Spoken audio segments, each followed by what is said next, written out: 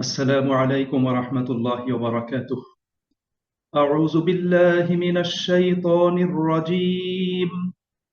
بسم الله الرحمن الرحيم. كما أخرجك ربك من بيتك بالحق وإن فريقا من المؤمنين لكارهون يجادلونك في الحق بعدما تبين كأنما يساقون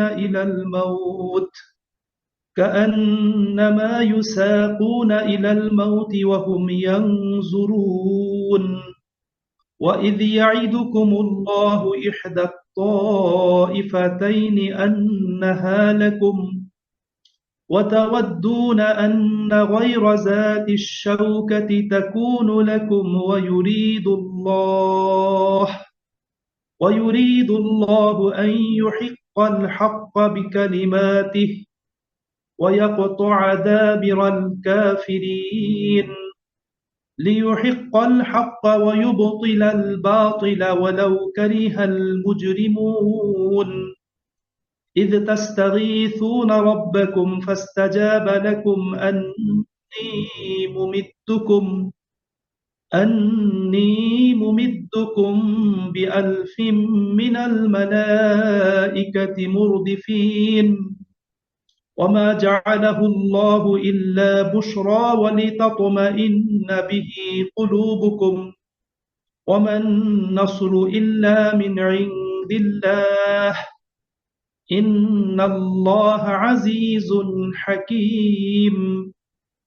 إذ يغشيكم النعاس أمنة منه وينزل عليكم من السماء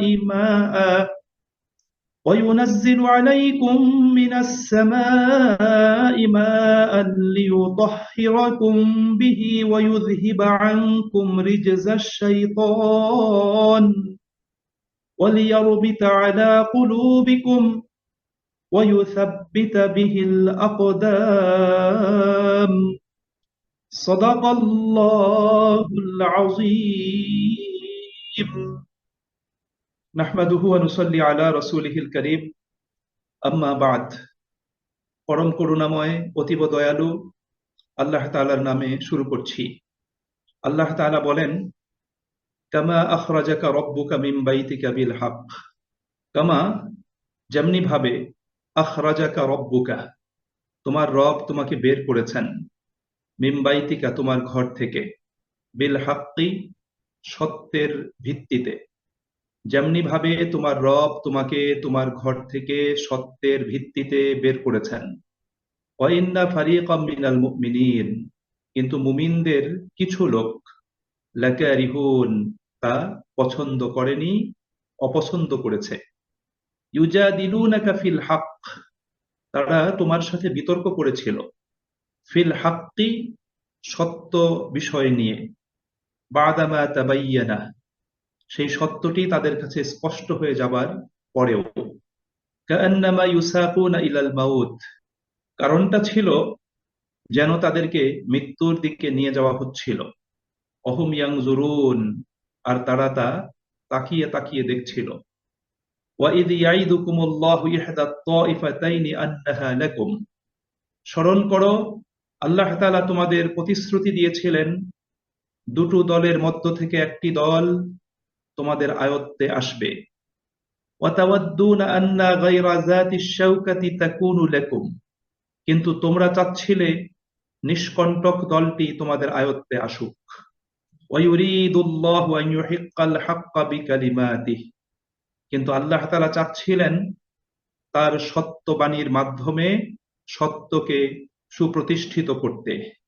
ওয়ায়াকতুআ দাবিরাল কাফিরিন, এবং কাফিরদের শিকড় কেটে দিতে। লিউহিক্কাল হাক্কা, যাতে তিনি সত্যকে সত্য হিসেবে, ওয়ায়ুবতিলাল বাতিলা, আর বাতিলকে বাতিল হিসেবে প্রমাণিত করে দেন। ওয়ালাউ কারিহাল মুজরিমুন, যদিও অপরাধীরা তা অপছন্দ করছিল। ইয তাস্তাগীসুনা রাব্বাকুম, স্মরণ করো যখন তোমরা তোমাদের প্রভুর কাছে সাহায্য প্রার্থনা করছিলে। ফাস্তাজাবা লাকুম, তখন তিনি তোমাদের প্রার্থনা কবুল করেছিলেন এবং বলেছিলেন, আন্নী মুমিদ্দুকুম বিআলফিম মিনাল মালাইকাতি মুরদিফিন, আমি অবশ্যই তোমাদেরকে সাহায্য করব 1000 ফেরেশতা পাঠিয়ে, যারা একের পর এক অবতরণ করবে। ওমা জাআলাহু আল্লাহু ইল্লা বুশরা, আর আল্লাহ তাআলা এই ব্যবস্থা করেন একটি শুভ সংবাদ হিসেবে, অলিতাতমাইন্না বিহি কুলুবুকুম, এবং যেন এর ফলে তোমাদের মনে প্রশান্তি লাভ হয়। ওমান নাসরু ইল্লা মিন ইনদিল্লাহ, আর প্রকৃত সাহায্য তো আল্লাহ পাকের পক্ষ থেকেই এসে থাকে। ইন্নাল্লাহ আজিজুন হাকিম, নিশ্চয়ই আল্লাহ তাআলা মহাপরাক্রমশালী, মহাবিজ্ঞ।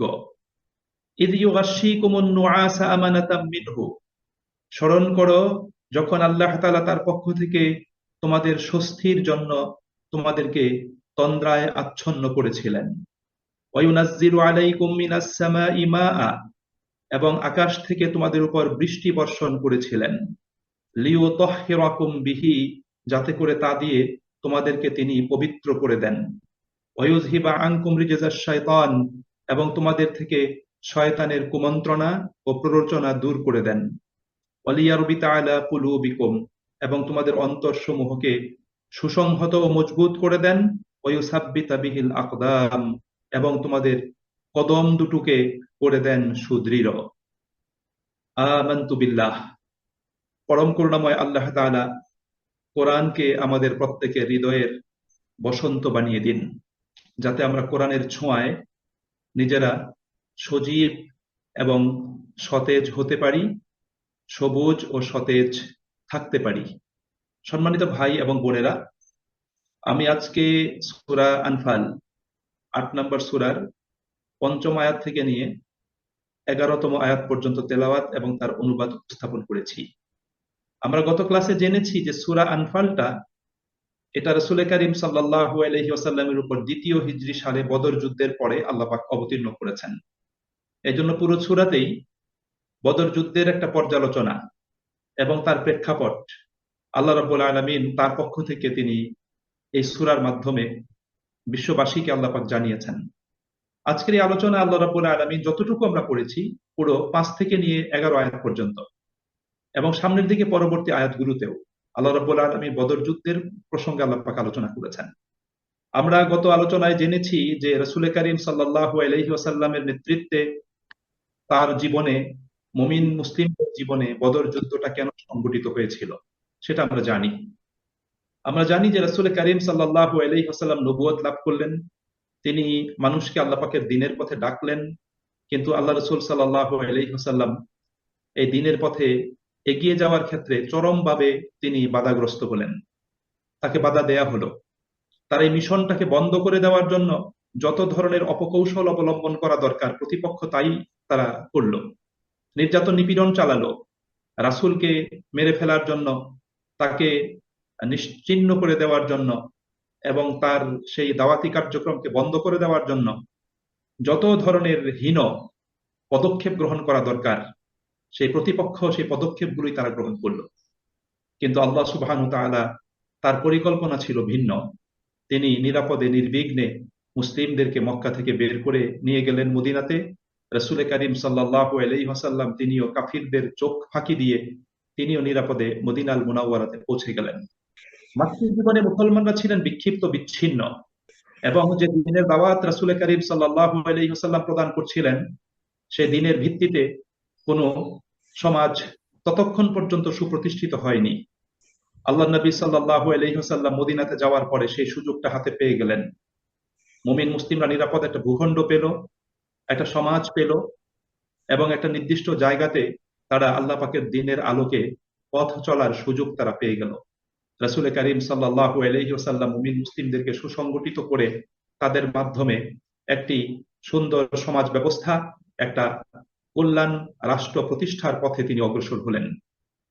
কিন্তু প্রতিপক্ষ রাসূল করিম সাল্লাল্লাহু আলাইহি ওয়াসাল্লামের নেতৃত্বে মুসলমানরা মদিনাতে সুসংগঠিত হবে, শান্তিময় সমাজ বিনির্মাণ করবে, সমাজ সংস্কার করবে, মানুষকে পৌত্তলিকতার পথ থেকে, শিরকের পথ থেকে বের করে নিয়ে আসবে, মানুষকে মানুষের দাসত্বের শৃঙ্খল থেকে বের করে এনে আল্লাহ পাকের দাসত্বের শৃঙ্খলে তাদেরকে আবদ্ধ করবে।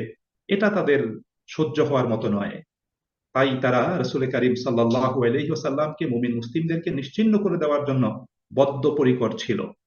আল্লাহ রাসূল সাল্লাল্লাহু আলাইহি ওয়াসাল্লাম তিনি নিজেও মুমিন মুসলিমদের নিরাপত্তার প্রয়োজনে এবং একটি ইসলামিক সমাজ সভ্যতা বিনির্মাণের লক্ষ্যে তিনিও তার অবস্থানকে মজবুত করার জন্য বিভিন্ন পরিকল্পনা তিনি গ্রহণ করেছিলেন। এবং সেই পরিকল্পনার লক্ষ্যেই রাসূল করিম সাল্লাল্লাহু আলাইহি ওয়াসাল্লাম মদিনাকে কেন্দ্র করে মদিনার আশেপাশের গোত্রগুলোর সাথে তিনি বিভিন্ন ধরনের চুক্তি এবং সন্ধিতে আবদ্ধ হয়েছিলেন। আমরা জানি যে দ্বিতীয় হিজরি সাল পর্যন্ত রাসূল করিম সাল্লাল্লাহু আলাইহি ওয়াসাল্লাম নিরাপদে নির্বিঘ্নে তার কার্যক্রম তিনি অব্যাহত রেখেছিলেন। কিন্তু দ্বিতীয় হিজরির রমাদান মাসের শুরুতেই আল্লাহ নবী সাল্লাল্লাহু আলাইহি ওয়াসাল্লাম তার সেই তথ্য সংগ্রহকারী দলের মাধ্যমে তিনি জানতে পারলেন যে আবু সুফিয়ানের একটা বাণিজ্য কাফেলা তার নেতৃত্বে, যেই বাণিজ্য কাফেলাতে মাত্র সদস্য সংখ্যা ছিল ৩০ থেকে ৪০ জন এবং তাদের কাছে ছিল প্রচুর অর্থ সম্পদ, প্রায় ৫০,০০০ আশরাফি মূল্যের পণ্য সামগ্রী তাদের হাতে ছিল। অর্থাৎ এই বাণিজ্য কাফেলাটা ছিল অত্যন্ত সমৃদ্ধ। নবী করিম সাল্লাল্লাহু আলাইহি ওয়াসাল্লাম যখন আবু সুফিয়ানের দল এই পথ দিয়ে সিরিয়া থেকে মক্কাতে যাচ্ছে এই সংবাদ পেলেন, তখন রাসূল করিম সাল্লাল্লাহু আলাইহি ওয়াসাল্লাম আবু সুফিয়ানের এই দলটাকে আয়ত্তে আনার জন্য রাসূল করিম সাল্লাল্লাহু আলাইহি ওয়াসাল্লাম প্রাথমিক একটা পরিকল্পনা গ্রহণ করেছিলেন। আবু সুফিয়ানও তার গোয়েন্দার মাধ্যমে সেও যখন জানতে পারলো যে সে মদিনার উপকণ্ঠে পৌঁছার পরে মদিনার মুসলিমদের দ্বারা সে আক্রান্ত হতে পারে, তখন সে একজন ব্যক্তিকে উপযুক্ত পারিশ্রমিকের মাধ্যমে একটি দ্রুতগামী উটে করে মক্কাতে পাঠিয়ে দিল। তার নাম ছিল দমদম ইবনে ওমর। এবং মক্কাতে পাঠিয়ে দেওয়ার পরে সেই লোকটা আরবের কথা অনুযায়ী চিৎকার করে মক্কার লোকদেরকে জানালো যে তোমাদের বাণিজ্য কাফেলা যেখানে তোমাদের প্রত্যেকের সহায় সম্পদ রয়েছে, অর্থবিত্ত রয়েছে, মদিনার মুসলিমদের দ্বারা সেটা আক্রান্ত হওয়ার সমূহ সম্ভাবনা এবং আশঙ্কা রয়েছে। তাই তোমরা যদি বাণিজ্য কাফেলাকে রক্ষা করতে চাও, তোমাদের অর্থ সম্পদকে রক্ষা করতে চাও, তাহলে সাহায্যের জন্য সকলেই বের হয়ে আসো। তার এই প্রচারণায় আরবের প্রত্যেকটা গোত্রের লোকজন তারা উত্তেজিত হলো এবং তারা প্রত্যেকেই যে যে অবস্থাতে ছিল সেই অবস্থাতেই তারা আবু সুফিয়ানের সেই বাণিজ্য কাফেলাটাকে রক্ষা করার জন্য তারা সংঘবদ্ধ হলো। আর আবু জেহেল এই সুযোগটাকে গ্রহণ করে তাদেরকে সংগঠিত করলো, অস্ত্রশস্ত্রে সজ্জিত করে সেও বের হয়ে আসলো যে আবু সুফিয়ানের দলটাকে আমরা নিরাপদে মক্কাতে নিয়ে আসব, একই সাথে আমরা মুসলিমদেরকে সমুচিত শিক্ষা দান করব। সুতরাং দল হয়ে গেল দুটো, একটা আবু সুফিয়ানের নেতৃত্বে বাণিজ্য কাফেলা, আর একটা হলো আবু জেহেলের নেতৃত্বে সশস্ত্র যোদ্ধা বাহিনী। রাসূল করিম সাল্লাল্লাহু আলাইহি সাল্লাতু ওয়াসসালাম এই দুটো দলের যে কোনো একটি দল তার আয়ত্তে আসুক এই বিষয়ে সাহাবায়ে আজমাইন রাদিয়াল্লাহু তাআলা তাদের সাথে পরামর্শও করেছিলেন। এবং সেই পরামর্শের ভিত্তিতে আল্লাহ নবী সাল্লাল্লাহু আলাইহি সাল্লাতু ওয়াসসালাম প্রাথমিকভাবে তিনি চেয়েছিলেন যে আবু সুফিয়ানের দলটির উপর আক্রমণ করা হবে, তাকে আয়ত্তে আনা হবে, এবং মুসলিমরাও সেটাও চাচ্ছিলেন। কিন্তু আল্লাহ সুবহানাহু ওয়া তাআলার নির্দেশ ছিল যে আবু সুফিয়ানের দল নয়, মোকাবেলা করতে হবে আবু জেহেলের দলকে। কিন্তু আবু জেহেলের দলকে মোকাবেলা করার মতো পর্যাপ্ত শক্তি সামর্থ্য মুসলিমদের ছিল না, যার কারণে মুসলিমরা তারা একটু ভীত সন্ত্রস্ত ছিল। তারা মনে করছিল যে আমাদেরকে যদি আবু জেহেলের দলের মোকাবেলা করতে নিয়ে যাওয়া হয় তাহলে আমাদেরকে সেই মৃত্যুবরণের বধ্যভূমিতে আমাদেরকে নিয়ে যাওয়া হবে। এই জন্য তারা ভীত সন্ত্রস্ত ছিল। এই প্রেক্ষাপটটাকে সামনে রেখে এই অংশটুকু আল্লাহ সুবহানাহু ওয়া তাআলা রাসূল করিম সাল্লাল্লাহু আলাইহি সাল্লাতু ওয়াসসালামের উপরে অবতীর্ণ করেছেন। এখানে যেই ভঙ্গিতে আল্লাহ পাক আলোচনা করেছেন সেই ভঙ্গির দ্বারা বোঝা যায় যে মদিনাতে বসেই আবু জেহেলের বাহিনী এবং আবু সুফিয়ানের বাহিনী এই দুইটা দল সম্পর্কে সাহাবীদের সাথে আলোচনা হচ্ছিল। এবং এই ক্ষেত্রে মুহাজিরদের পক্ষ থেকে আল্লাহ রাসূল সাল্লাল্লাহু আলাইহি ওয়াসাল্লাম বক্তব্য শুনেছেন। মুহাজিরদের পক্ষ থেকে বক্তব্য দিয়েছিলেন মিকদাদ ইবনে আমর রাদিয়াল্লাহু আনহু, এবং আনসারদের পক্ষ থেকে বক্তব্য দিয়েছিলেন সাদ ইবনে মুআজ রাদিয়াল্লাহু তাআলা আনহু। তারা অত্যন্ত জ্বালাময়ী বক্তব্য দিয়েছিলেন। সেই জ্বালাময়ী বক্তব্যে মিকদাদ রাদিয়াল্লাহু তাআলা আনহু তিনি বলেছিলেন যে ইয়া রাসূলুল্লাহ সাল্লাল্লাহু আলাইহি ওয়াসাল্লাম, যে ইয়া রাসূলুল্লাহ ইমদি লিমা আমারাকাল্লাহ, আল্লাহ আপনাকে যে আদেশ দিয়েছেন আপনি আমাদেরকে সেই আদেশ অনুযায়ী আপনার ইচ্ছে অনুযায়ী যেদিকে খুশি আমাদেরকে নিয়ে চলুন, আমরা আপনার সাথে যাব। আমরা বনি ইসরাইলদের মতো মুসা আলাইহিস সালামকে বনি ইসরাইল যে কথা বলেছিল, তারা বলেছিল ইজহাব আনতা ওয়া রাব্বুকা ফাকাতিলা, যে হে মুসা তুমি এবং তোমার রব গিয়ে যুদ্ধ করো, আমরা এখানে অবস্থান করছি। আমরা বনি ইসরাইলদের মতো সেরকম কোনো কথা আপনাকে বলবো না। বরং আপনি যদি আমাদেরকে শত্রুদের সাথে লড়াই করার জন্য আপনি যদি আমাদেরকে আবিসিনিয়া পর্যন্ত নিয়ে যেতে চান, আমরা আপনার সাথে সেখানেই যাব। এটা ছিল মুহাজিরদের বক্তব্য তাদের পক্ষ থেকে। কিন্তু রাসূল করিম সাল্লাল্লাহু আলাইহি ওয়াসাল্লাম আনসারদের বক্তব্য শুনতে চাচ্ছিলেন। কেননা সেই আকাবার দ্বিতীয় বায়াতে আনসাররা মদিনাতেই রাসূলকে রক্ষার জন্য, রাসূলকে সাহায্য সহযোগিতার জন্য তারা চুক্তিবদ্ধ ছিল। কিন্তু মদিনার বাইরে গিয়ে রাসূলকে সাহায্য করতে হবে, মুসলিমদেরকে সাহায্য করতে হবে, এই ব্যাপারে তারা চুক্তিবদ্ধ ছিল না।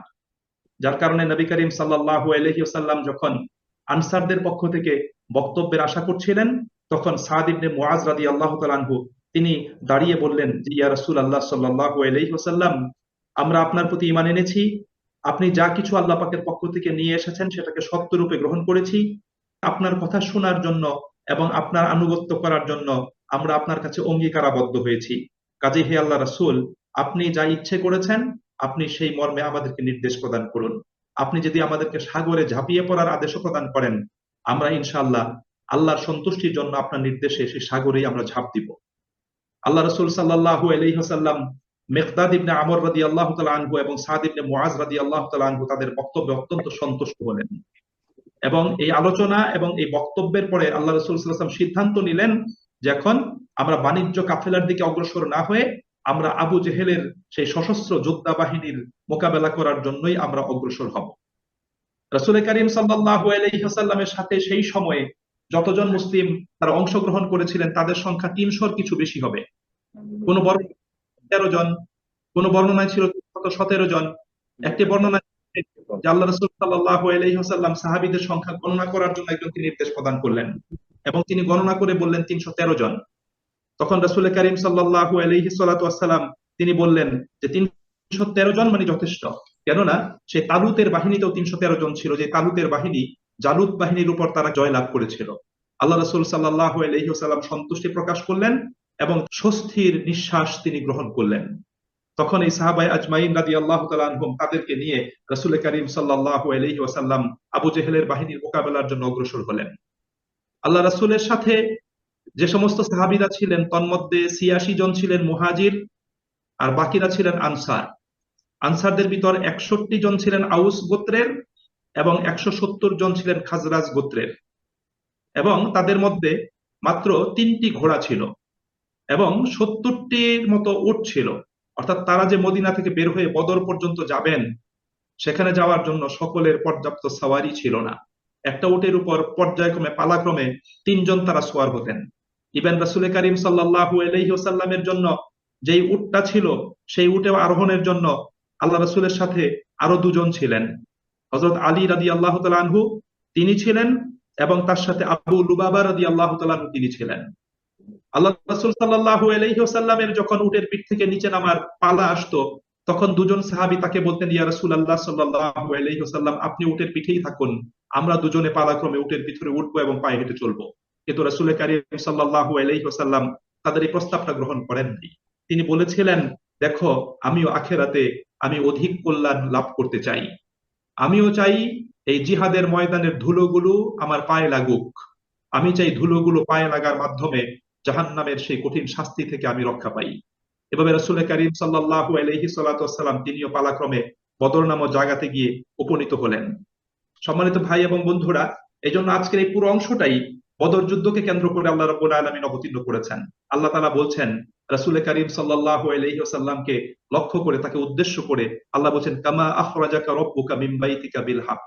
কামা আখরাজাকা, যেমনি ভাবে, আখরাজাকা রব্বুকা, তোমার রব তোমাকে বের করেছেন, মিন বাইতিকা, স্মরণ করো সেই সময়ের কথা যখন তোমার রব তোমাকে সত্য সহকারে তোমার ঘর থেকে বের করেছিলেন। ওয়া ইন্না ফারিকাম মিনাল মুমিনিনা লাকারিহুন, কিন্তু মুমিনদের কিছু লোক এটাকে তারা অপছন্দ করছিল, তারা পছন্দ করছিল না। অর্থাৎ মুমিনদের সকলেই তারা এই যুদ্ধের জন্য প্রস্তুত ছিল না। কেননা তারা তাদের সামর্থ্যের কথাটা জানতেন। তারা জানতেন যে আমাদের সামর্থ্য এখনো যুদ্ধের পর্যায়ে পৌঁছে নাই, আমাদের অস্ত্র শস্ত্র নাই, আমাদের সাওয়ারি নাই, আমাদের সংখ্যার স্বল্পতা আছে। ওদিকে তারা আল্লাহ রাসূলের তথ্য সংগ্রহকারী লোকের মাধ্যমে তারা অবগত হয়েছিল যে আবু জেহেল বিশাল একটা সুসজ্জিত বাহিনী নিয়ে সে রাসূলের মোকাবেলা করার জন্য অগ্রসর হয়েছে। এবং আবু জেহেলের বাহিনী ছিল ১০০০ অস্ত্র শস্ত্রে সজ্জিত সৈন্য। তাদের ছিল প্রচুর অশ্বারোহী, তাদের ছিল অস্ত্রারোহী, এটা তাদের পর্যাপ্ত ছিল। এবং বিভিন্ন ধরনের যোদ্ধাদেরকে সাথে নিয়ে আবু জেহেল বিশাল সাজে সজ্জিত হয়ে রাসূলের বিরুদ্ধে, মুসলিমদের বিরুদ্ধে তার আগমন করেছিল।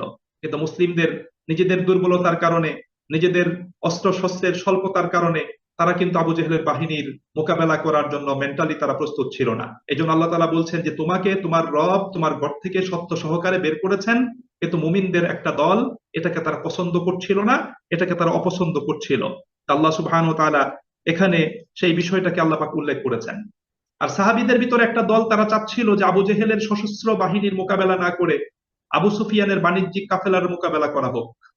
যদি আবু সুফিয়ানের বাণিজ্যিক কাফেলাকে মোকাবেলা করা হয়, তাহলে আবু সুফিয়ানের বাণিজ্য কাফেলাকে যদি পরাভূত করা হয়, তাহলে তাদের মাধ্যমে প্রচুর অর্থ সম্পদ হস্তগত হবে। এবং সেই অর্থ সম্পদগুলো হস্তগত হলে দুটো লাভ হবে। একটি লাভ হবে যে কাফের মুশরিকরা অর্থনৈতিকভাবে তারা পর্যুদস্ত হবে, তারা দুর্বল হয়ে যাবে। এবং পক্ষান্তরে মুমিন মুসলিমরা অর্থ সম্পদের অধিকারী হয়ে, তারা অর্থবিত্তের মালিক হয়ে, তারা অর্থনৈতিকভাবে শক্তিশালী এবং স্বাবলম্বী হবে। এই জন্য তারা তুলনামূলকভাবে এই দুর্বল দলটি বাণিজ্য কাফেলাটিকে আক্রমণ করার জন্য, তাদেরকে হস্তগত করার জন্য মানসিকভাবে প্রস্তুত ছিল। আবু জেহেলের সে সশস্ত্র যোদ্ধাদের জন্য তারা প্রস্তুত ছিল না। এই জন্য আল্লাহ রাব্বুল আলামিন এই কথাটা এখানে আল্লাহ পাক জানিয়েছেন। এবং আল্লাহ রাব্বুল আলামিন এখানে জানিয়েছেন যে এই বিষয়টা, সেটা পরবর্তী আয়াতে আল্লাহ সুবহানাহু ওয়া তাআলা তিনি বলছেন যে ইউজাদিলুনাকা ফিল হক, যে সত্যের ব্যাপারে হে রাসূল তারা তোমার সাথে বিতর্ক করে, সত্যের ব্যাপারে তারা তোমার সাথে বিতর্ক করে। বাদামা তাবাইয়ানা, সেই সত্যটা সুস্পষ্টভাবে প্রমাণিত হওয়ার পরেও।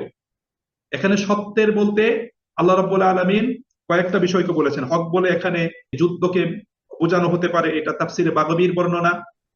আবার হক বলতে বাণিজ্য কাফেলা বা কুরাশ সৈন্যদেরকে বোঝানো হতে পারে, এটা হলো তাফসিরে মুয়াসসারের বর্ণনা।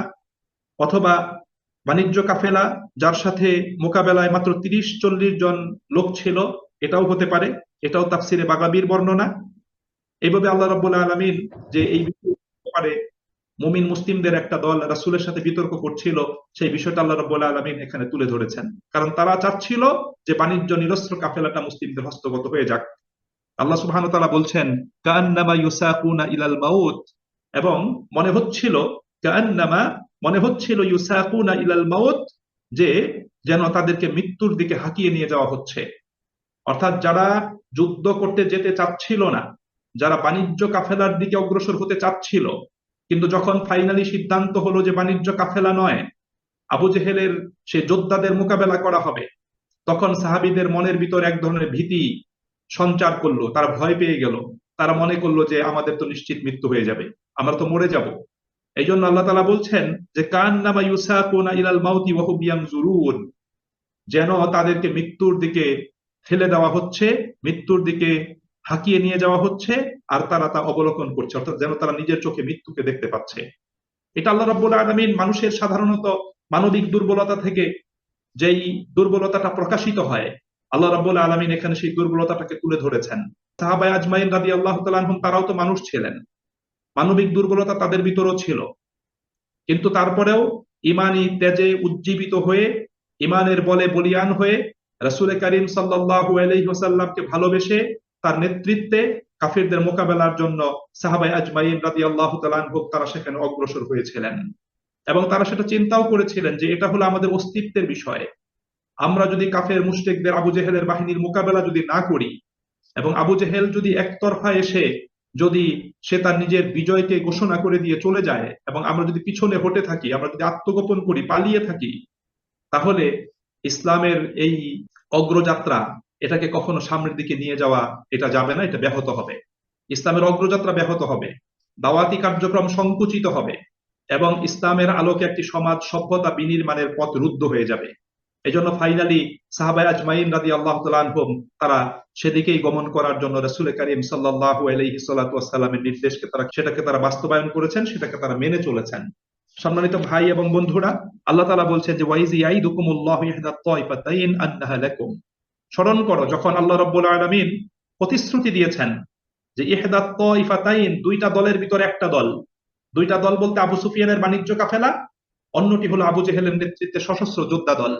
আল্লাহ বলছেন এই দুইটা দলের ভিতর আন্নাহা লাকুম, যে কোনো একটা দল তোমাদের হস্তগত হবে, তোমাদের আয়ত্তাধীন হবে।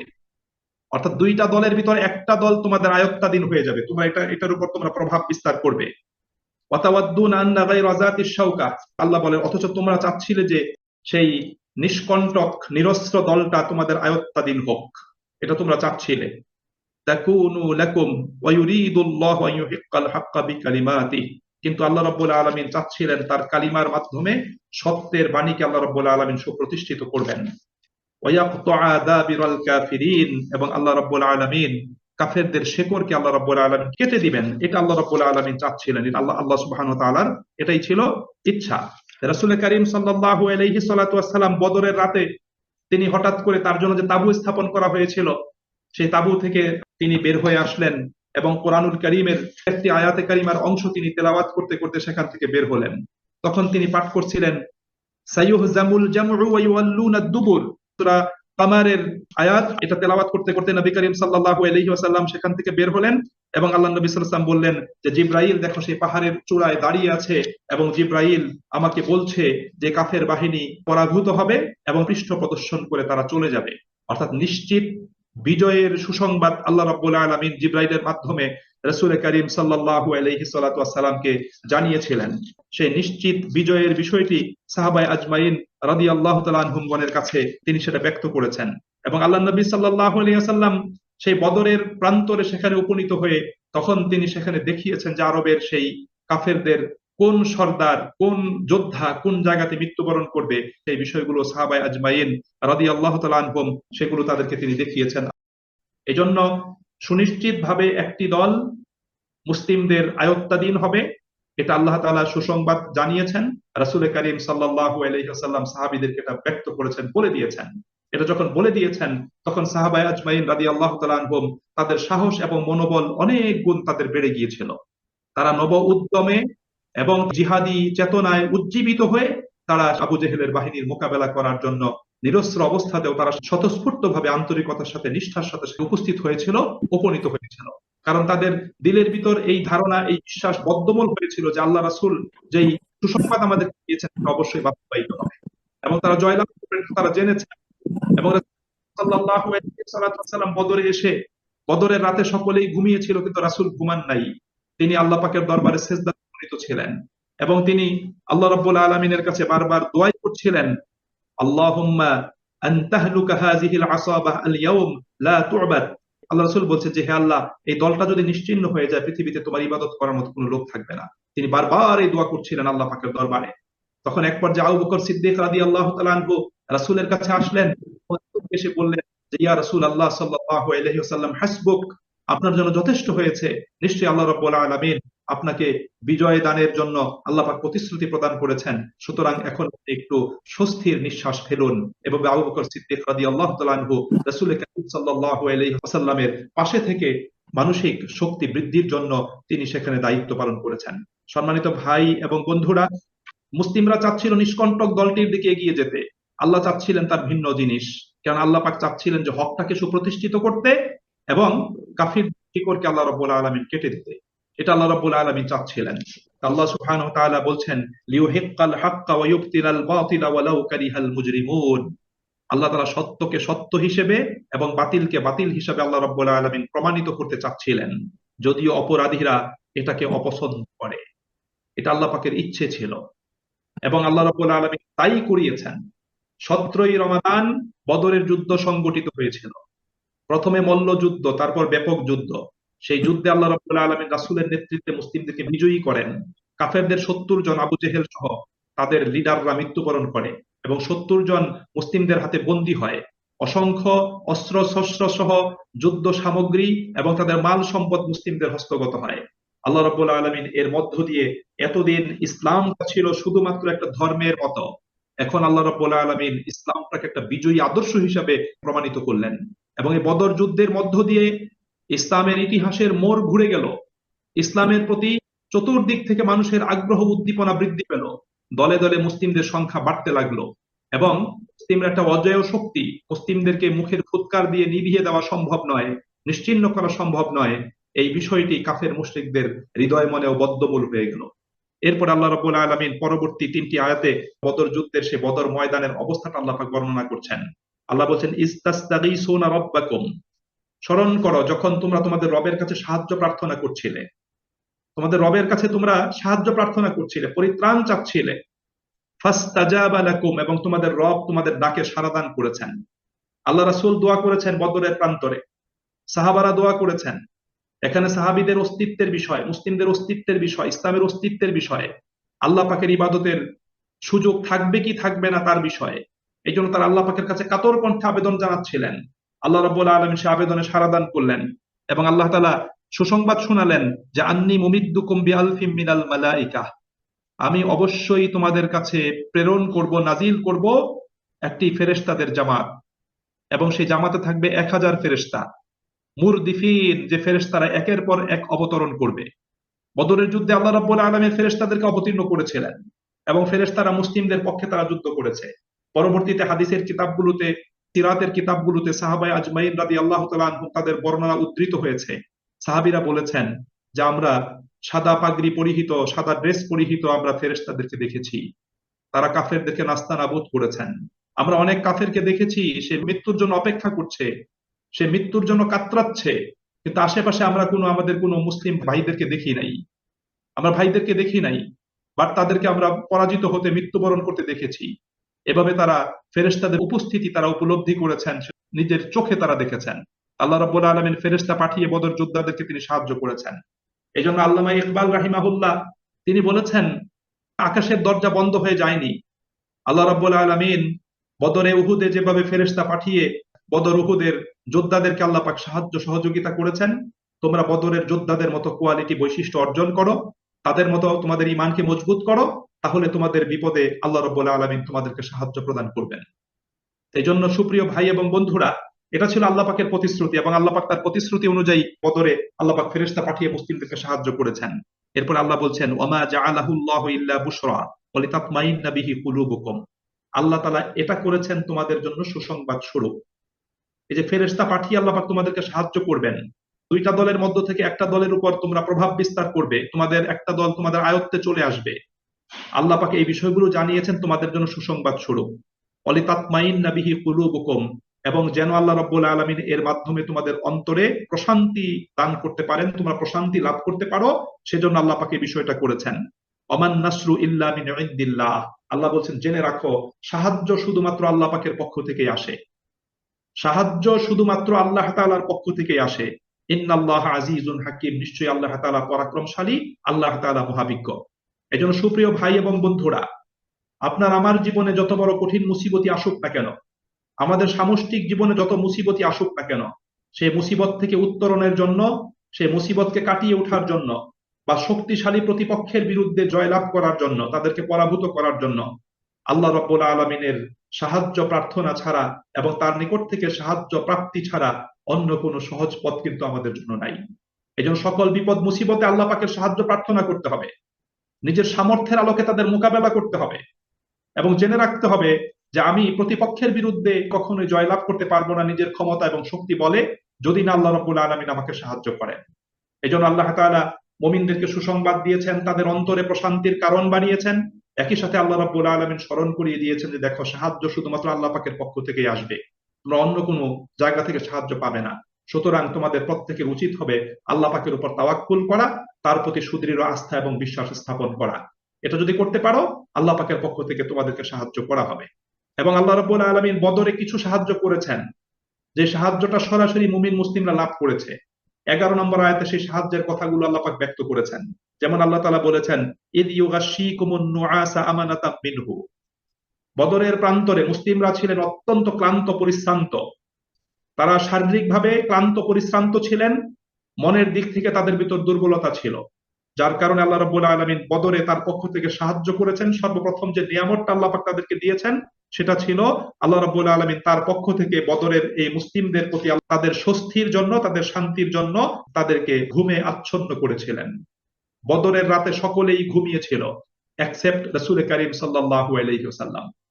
এজন্য রাসূল করিম সাল্লাল্লাহু আলাইহি ওয়াসাল্লামের পক্ষ থেকে একটা হাদিস রয়েছে, তিনি বলেছেন যে যুদ্ধাবস্থায় ঘুম আসাটা আল্লাহ পাকের পক্ষ থেকে শান্তি এবং স্বস্তির লক্ষণ।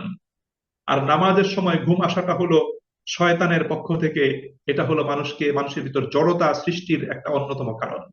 অর্থাৎ এই বদরের রাতে মুসলিমরা ঘুমিয়েছিলেন এবং এই ঘুমের কারণে তাদের শারীরিক সকল ক্লান্তি দূর হয়েছিল এবং তাদের মনের ভিতর যে অস্বস্তি ছিল বা দুর্বল মানসিকতা ছিল, এই ঘুমের মধ্য দিয়ে সেটাও কি করেছেন, আল্লাহ রাব্বুল আলামিন দূর করে দিয়েছেন। এই জন্য এটা ছিল মুসলিমদের জন্য আল্লাহ পাকের পক্ষ থেকে বদরের রাতের সর্বপ্রথম আল্লাহ পাকের পক্ষ থেকে নেয়ামত, যেটা তারা লাভ করেছিলেন। দ্বিতীয়ত আল্লাহ বলছেন ওয়ায়ুনাজ্জিলু আলাইকুম মিনাস সামাই মাআ, এবং আল্লাহ তাআলা তোমাদের জন্য আকাশ থেকে বৃষ্টি বর্ষণ করেছেন, আকাশ থেকে।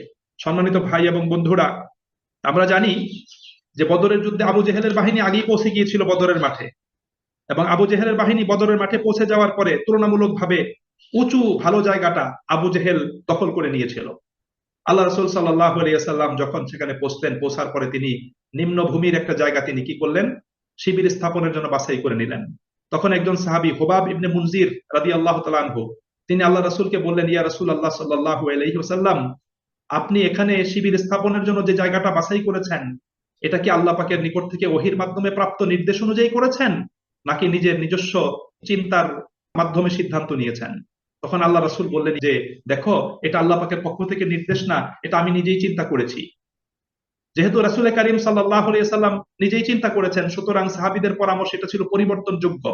এজন্য হুবাব ইবনে মুনজির রাদিয়াল্লাহু তাআলা আনহু তিনি আল্লাহ রাসূলকে পরামর্শ দান করলেন যে, ইয়া রাসূলুল্লাহ সাল্লাল্লাহু আলাইহি ওয়াসাল্লাম, আপনি যে জায়গাটা বাছাই করেছেন শিবির স্থাপনের জন্য, যুদ্ধের ময়দানে এই জায়গাটা আমাদের জন্য সুইটেবল না।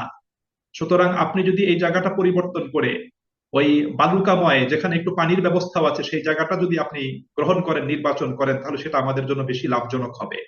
তখন তার পরামর্শে রাসূল করিম সাল্লাল্লাহু আলাইহি ওয়াসাল্লাম একটু পানির ব্যবস্থা আছে সেই জায়গাটাকে তিনি বেছে নিলেন, যাতে সেই পানিটা তার নিজের আয়ত্তে থাকে, পানির দখলটা তার কাছে থাকে।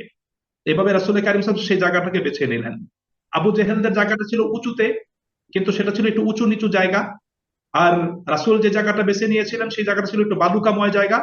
বৃষ্টি হওয়ার পরে কয়েকটা লাভ হয়ে গেল।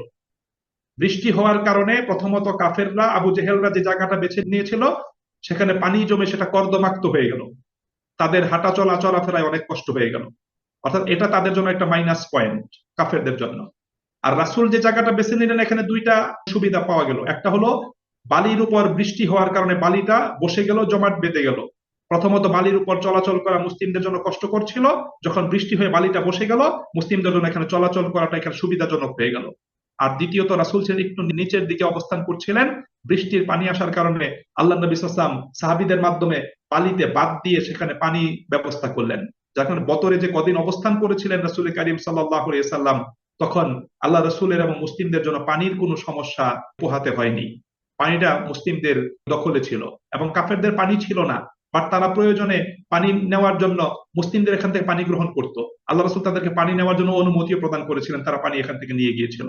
আল্লাহ তাআলা বলছেন যে বদরের এই রাতে আল্লাহ পাক বৃষ্টি দান করেছিলেন, এটা ছিল আল্লাহ পাকের দ্বিতীয় আরেকটা নিয়ামত, যে নিয়ামতের মধ্য দিয়ে মুসলিম বাহিনী লাভবান হয়েছিল। আল্লাহ রাব্বুল আলামিন বলছেন তিনি বৃষ্টি দিয়েছেন কি জন্য, লিইউতাহহিরাকুম বিহি, আল্লাহ বৃষ্টি দিয়েছেন যার মাধ্যমে আল্লাহ পাক তোমাদেরকে পবিত্র করেন। আল্লাহ পাক তোমাদেরকে পবিত্র করেন বৃষ্টির মাধ্যমে। এখানে তাফসিরে একটা বর্ণনা এসেছে যে সেই রাতে সাহাবায়ে আজমাইন রাদিয়াল্লাহু তাআলা আনহুম তাদের অনেকের উপর গোসল ফরজ হয়েছিল। আল্লাহ পাক বৃষ্টি দান করলেন, বৃষ্টির মধ্য দিয়ে তারা ফরজ গোসলের কাজটি সুসম্পন্ন করে নিতে পেরেছিলেন, তারা পবিত্র হয়ে গেলেন। ওয়ায়ুযহিবা আনকুম রিজজাশ শাইতান, এবং আল্লাহ রাব্বুল আলামিন বলেন আর তোমাদের থেকে শয়তানের কুমন্ত্রণা আল্লাহ রাব্বুল আলামিন দূর করলেন। কারণ সাহাবায়ে আজমাইন রাদিয়াল্লাহু তাআলা আনহুম শয়তানের কুমন্ত্রণায় তারা মানসিকভাবে অনেকেই ভীত সন্ত্রস্ত ছিলেন। তাদের দিল থেকে সেই ভীতি এবং তাদের দিল থেকে সেই আশঙ্কা আল্লাহ পাক দূর করে দিলেন। ওয়ালিয়ারবিতা আলা কুলুবিকুম, এবং আল্লাহ তাআলা তাদের অন্তরে দৃঢ়তা দান করলেন। ওয়ায়ুসাব্বিতা বিহিল আকদাম, এবং আল্লাহ রাব্বুল আলামিন তাদের পদযুগলকে মজবুত ভাবে এখানে গেড়ে দিলেন। সুতরাং এই বদরের এই রাতে এই নিয়ামতগুলো মুসলিমদেরকে আল্লাহ রাব্বুল আলামিন প্রদান করেছেন। সেই নিয়ামতগুলো লাভ করার মাধ্যমে মুসলিমরা তারা লাভবান হয়েছে এবং বদরের সেই ময়দানে জয়লাভ করেছে এবং কাফেরদেরকে পরাভূত করে ইসলামকে অজেয় শক্তি রূপে তারা প্রমাণ করতে, প্রতিষ্ঠিত করতে তারা সক্ষম হয়েছে। সুপ্রিয় ভাই এবং বন্ধুরা, আল্লাহ রাব্বুল আলামিন কোরআনুল কারিমে বদরের যুদ্ধটাকে ফাতহে মুবিন তথা সুস্পষ্ট বিজয় বলেছেন। বদরের যুদ্ধটাই ছিল মুসলিমদের জন্য বিজয়ের টার্নিং একটা পয়েন্ট। যদি বদরের যুদ্ধে মুসলিম বাহিনী পরাজিত হতো, তাহলে পৃথিবীতে ইসলামের ইতিহাস ভিন্নভাবে লেখা হতো। কিন্তু আল্লাহ রাব্বুল আলামিন সেটা করেননি, বরং আল্লাহ রাব্বুল আলামিন বদরের যুদ্ধের মাধ্যমে ইসলামকে অজেয় সত্য আদর্শ রূপে আল্লাহ রাব্বুল আলামিন প্রতিষ্ঠিত করার পথকে আল্লাহ রাব্বুল আলামিন খুলে দিয়েছিলেন। রাসূল করিম সাল্লাল্লাহু আলাইহি সাল্লামের নেতৃত্বে মুসলিমরা বিজয়ী হয়েছিল। দেখেন, আবু জেহেল কিন্তু বদরের যুদ্ধে আসার পূর্বে সে কিন্তু কাবা শরীফ তাওয়াফ করে কাবা শরীফের গিলাফ ধরে সে কিন্তু আল্লাহ পাকের কাছে প্রার্থনাও করেছিল। আবু জেহেল বলেছিল যে আল্লাহ, মুহাম্মদের বিরুদ্ধে যুদ্ধ করতে যাচ্ছি, মুহাম্মদ বাপদাদার ধর্মকে পরিত্যাগ করে নতুন ধর্মের প্রচারণা চালাচ্ছে, মুহাম্মদকে শায়েস্তা করতে যাচ্ছি, সুতরাং তোমার কাবার কসম করছি, তোমার কাবার মর্যাদা রক্ষার জন্য যাচ্ছি, সুতরাং আমার দল এবং মুহাম্মদের দল, এই দুই দলের ভিতর যে দলটা হকের উপরে থাকবে বা হকের উপরে আছে, তুমি সেই দলটাকে তুমি বিজয়ী করে দিও। আল্লাহ তাআলা যেন আবু জেহেলের দোয়াটাকে বদরের যুদ্ধের জন্য আল্লাহ পাক কবুল করেছিলেন, যার কারণে হকের উপর প্রতিষ্ঠিত দল রাসূল করিম সাল্লাল্লাহু আলাইহি ওয়াসাল্লামের নেতৃত্বে মুসলিম দলকে আল্লাহ রাব্বুল আলামিন বিজয়ী করেছেন, এবং আবু জেহেলের নেতৃত্বে তারই দোয়া অনুযায়ী সেই বাতিল দলটাকে আল্লাহ রাব্বুল আলামিন পরাজিত এবং পরাভূত আল্লাহ রাব্বুল আলামিন করেছেন। সুতরাং সুপ্রিয় ভাই এবং বন্ধুরা, আমরা পৃথিবীর মানুষ, বিশেষ করে মুসলিমরা, এই রাসূল করিম সাল্লাল্লাহু আলাইহি ওয়াসাল্লামের নেতৃত্বে এই ইসলামের প্রথম যুদ্ধ এবং যেটা সত্য এবং মিথ্যার মাঝে পার্থক্যকারী যুদ্ধ, এই যুদ্ধ সম্পর্কে আমরা অনেকেই জানি না। এই যুদ্ধের ফলাফল সম্পর্কে আমরা জানি না। এই যুদ্ধের ঐতিহাসিক প্রেক্ষাপট সম্পর্কে আমরা অনেকেই জানি না। সুতরাং আমাদের এই বিষয়টা আমাদের প্রত্যেকের জানা থাকলে আমাদের জন্য সুবিধা হবে। আমরা ইসলাম কিন্তু এমনি এমনিতেই পাইনি, অনেক রক্তের বিনিময়ে, অনেক কুরবানির বিনিময়ে ইসলামটাকে আমরা পেয়েছি। সাহাবায়ে আজমাইন রাদিয়াল্লাহু তাআলা আনহুম তারা কুরবানি দিয়েছেন, তারা ইসলামের জন্য রক্ত দিয়েছেন। সুতরাং আগামী দিনগুলোতে ইসলামকে পৃথিবীর বুকে টিকিয়ে রাখার জন্য মুসলিমদেরকে সুসংগঠিত থাকতে হবে, একতাবদ্ধ থাকতে হবে, এবং আল্লাহ পাকের কোরআনের নির্দেশনার আলোকে, রাসূলের সুন্নাহর আলোকে মুসলিমদেরকে ইতিবাচক ভূমিকা রাখতে হবে ইসলামের প্রচারের জন্য, ইসলামকে সুপ্রতিষ্ঠার জন্য, এবং নিয়মতান্ত্রিক পন্থায় দাওয়াত ও মোটিভেশনের ভিত্তিতে, কাউন্সিলিং এর ভিত্তিতে ইসলামের সমহান আদর্শকে মানুষের সামনে উপস্থাপন করে সমাজের সর্বত্র ইসলামিক আদর্শের আলোকে একটি সুন্দর নিরাপদ সমাজ বিনির্মাণের জন্য মুসলিমদেরকে অবশ্যই সঠিক দায়িত্বটা পালন করতে হবে। এই দায়িত্ব যদি মুসলিমরা পালন করতে পারে, তাহলে অবশ্যই আল্লাহ রাব্বুল আলামিন মুসলিমদেরকে পৃথিবীর বুকে শান্তিময় নিরাপদ সমাজ আল্লাহ পাক উপহার দান করবেন। আর এই সমাজ যখন আপনি প্রতিষ্ঠিত করবেন, এই আদর্শকে যখন আপনি আদর্শের প্রচার যখন করবেন, তখন আপনাকে মনে রাখতে হবে সেই প্রচার কিন্তু কখনোই বাধাহীন হবে না। সেই প্রচারণায়, সেই সমাজ বিনির্মাণের ক্ষেত্রেও কিন্তু আপনি বাধাগ্রস্ত হবেন, এবং আল্লাহ রাসূল সাল্লাল্লাহু আলাইহি ওয়াসাল্লাম কিভাবে সেই বাধাগুলো অতিক্রম করছেন সেখান থেকে শিক্ষা গ্রহণ করে আপনাকে আমাকেও আগামী দিনগুলোতে ইসলামের অগ্রযাত্রায় সেই বাধাগুলো অতিক্রম করার জন্য আপনাকে আমাকে নিয়মতান্ত্রিক সেই পন্থাগুলো অবলম্বন করতে হবে। এটা আমাদের মনে রাখতে হবে। সুপ্রিয় ভাই এবং বন্ধুরা, কিছু মানুষ না জেনে অজ্ঞতাবশত ইসলামের ব্যাপারে অপপ্রচার, তারা বলতে চায় যে ইসলাম তলোয়ারের জোরে ইসলাম প্রতিষ্ঠিত হয়েছে পৃথিবীর বুকে। এই কথাটা সঠিক নয়, বরং ইসলাম তলোয়ারের জোরে নয়, ইসলাম ভালোবাসা দিয়ে, উদারতা দিয়ে, ইসলাম শান্তির বাণী মানুষকে শুনিয়ে পৃথিবীর বুকে তার স্থানকে করে নিয়েছে। হ্যাঁ, ইসলামে যুদ্ধের অনুমতি আছে, সেই যুদ্ধ কোনো ভূখণ্ড দখলের জন্য নয়, কোনো জাতিকে নিশ্চিহ্ন করার জন্য নয়, বরং ইসলামের সেই যুদ্ধটা হলো অবশ্যই শান্তির লক্ষ্যে, শান্তি সুপ্রতিষ্ঠার জন্য।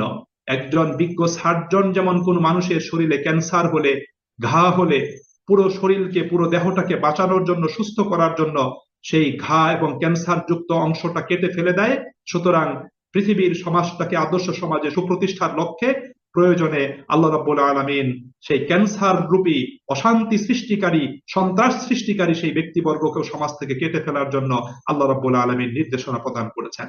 সুতরাং ইসলামকে অবশ্যই পজিটিভ দৃষ্টিভঙ্গি থেকে বোঝার চেষ্টা করতে হবে, নেগেটিভ মানসিকতা এটাকে অবশ্যই পরিহার করতে হবে।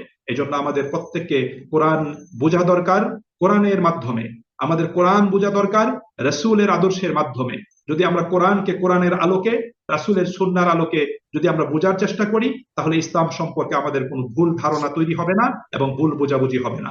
এবং কেউ যদি ইসলামের ব্যাপারে নেগেটিভ কোনো কথা বলতে চায়, আমরা কোরআন সুন্নাহর আলোকে তাকে অবশ্যই ইতিবাচক জবাব দান করে আমরা তাকে সন্তুষ্ট করতে সক্ষম হব। এজন্য আসুন প্রিয় ভাই এবং বন্ধুরা, আমরা কোরআন পড়ি এবং কোরআনের বক্তব্যের আলোকে আমাদের দ্বীন ও ঈমানকে ঢেলে সাজাই এবং প্রত্যেকেই নিজ নিজ অবস্থান থেকে ইসলামের জন্য, ইসলামকে প্রমোট করার জন্য, ইসলামের বিধিবিধানগুলোকে প্রমোট করার জন্য আমরা প্রত্যেকেই ভূমিকা রাখার জন্য চেষ্টা করি। আল্লাহ আমাদের সকলকে তৌফিক দান করুন। আমিন। ওয়া আখিরু দাওয়ানা আনিল হামদুলিল্লাহি রাব্বিল আলামিন। আসসালামু আলাইকুম ওয়া রাহমাতুল্লাহি ওয়া বারাকাতুহু।